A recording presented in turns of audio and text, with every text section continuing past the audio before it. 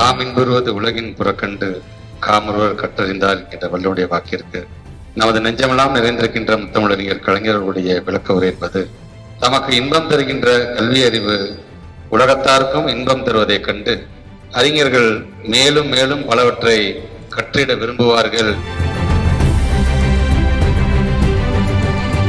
இன்றைக்கு நமது மாண்புமிகு தமிழக பள்ளிக்கல்வித்துறை அமைச்சர் அவர்கள் இவர் ஒரு சமூக போராளி.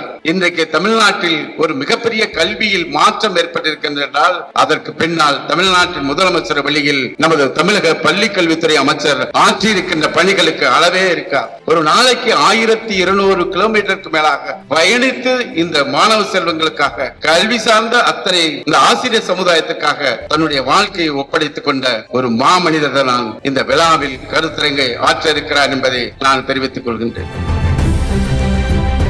தமிழ்நாட்டு மாணவர்களுடைய எதிர்கால கேள்விக்குறிக்கெல்லாம் ஒரு முற்றுப்புள்ளி வைத்து உங்களுக்கு 3ஆம் வகுப்பிலும் தேர்வு வேண்டாம், 5ஆம் வகுப்பிலும் வேண்டாம், 8ஆம் வகுப்பிலும் வேண்டாம், 11ஆம் வகுப்பிலும் வேண்டாம் என்று சொல்லி நீங்கள் தைரியமாக 12ஆம் வகுப்புக்கு வாருங்கள், தேர்வுகளை எழுதுங்கள், வெற்றி பெறுங்கள், அதன் மூலமாக உங்களுடைய எதிர்காலத்தை அமைத்துக் கொள்ள முடியும் என்கின்ற அந்த நிலைப்பாட்டை மாணவ சமுதாயத்துக்கு தந்திருக்கின்ற முதலமைச்சரை பெற்றிருக்கிற மாநிலம் நம்முடைய தமிழ்நாடு.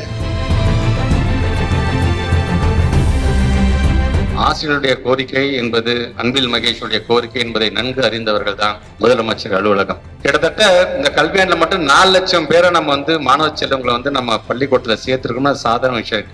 அது உங்களுடைய ஒத்துழைப்பு இல்லை என்று சொன்னால் அது சாத்தியம் அல்ல.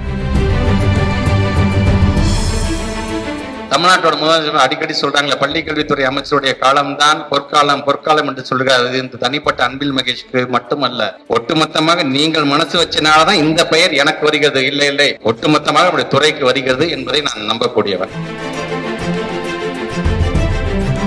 டெல்லியில உட்கார்ந்துகிட்டு நம்ம பிள்ளைங்க என்ன படிக்கணும்னு அவங்க அங்கேயும் திட்டத்தை தீட்ட முடியாது. எங்க பிள்ளைங்களுக்கு என்ன வேணுங்கிறது என்னுடைய மாநில முதலமைச்சர் என்னோட அரசியல் ஆசானுக்கு தெரியும். அதனால் உருவாக்க வேண்டும் என்றதற்காகத்தான் இன்றைக்கு இந்த ஸ்டேட் எஜுகேஷன் பாலிசி என்று சொல்லக்கூடிய நம்முடைய மாநில கல்விக் கொள்கை 2025 இன்றைக்கு நாம் உருவாக்கி இருக்கின்றோம்.